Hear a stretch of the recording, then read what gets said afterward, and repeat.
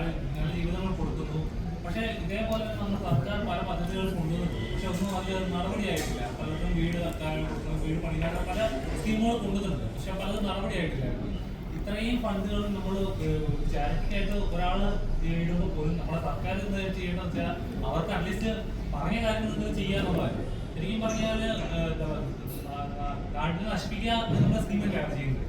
എന്തായാലും എനിക്ക് ഇവിടെ ഇപ്പൊ അങ്ങനത്തെ ഒരു സ്കീമിന് സ്കോപ്പ് ഇല്ല. കാരണം ഞാൻ ഇന്നുവരെ വോട്ട് ചെയ്തിട്ടില്ല. എനിക്ക് ജാതിയില്ല, മതവുമില്ല, ഒന്നുമില്ല. അത് കാരണം കൊണ്ട് എനിക്ക് അങ്ങനെ ഒരു പ്രത്യേകിച്ച് ഒരു ഗവൺമെന്റിനെ കുറിച്ചിട്ട് പ്ലസ് മൈനസ് ഒന്നും പറയാനുള്ള ഇതില്ല. പിന്നെ ഓരോ സ്റ്റേറ്റിനും രാജ്യത്തിനും അവരുടേതായ പരിമിതികൾ ഉണ്ടാവും, പ്ലസ് മൈനസുകളൊക്കെ ഉണ്ടാവും. 100% എന്ന് ലോകത്ത് ആർക്കും ഒന്നും ചെയ്യാൻ പറ്റിയിട്ടില്ല. അപ്പോൾ അത് വേറെ തന്നെ ഒരു ഏരിയ ആയതുകൊണ്ട് എനിക്ക് അതിനെ കുറിച്ചിട്ട് ഞാൻ പറയാൻ താല്പര്യമില്ല. അതിനെ കുറിച്ചിട്ട് ഏത് ഗവൺമെന്റ് ആയാലും ഒക്കെ പ്ലസ് മൈനസുകൾ ഉണ്ടാവാറുണ്ട് കുറച്ചൊക്കെ. പിന്നെ നമ്മളൊക്കെ ഗവൺമെന്റ് എന്ന് മാത്രമല്ല എല്ലാവരും ചേർന്ന് നടക്കുന്ന കാര്യങ്ങളൊക്കെ ചെയ്യുക എന്നുള്ളത് നമ്മുടെയും കൂടെ ഒരു കടമയാണ്.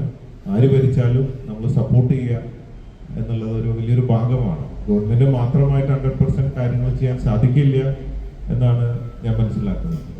എന്തുകൊണ്ടാണ് വോട്ട് ചെയ്യാത്തത്? ഒരു സ്വന്തമായിട്ടുള്ള ഒരു രാഷ്ട്രീയ നിലപാടില്ലേ?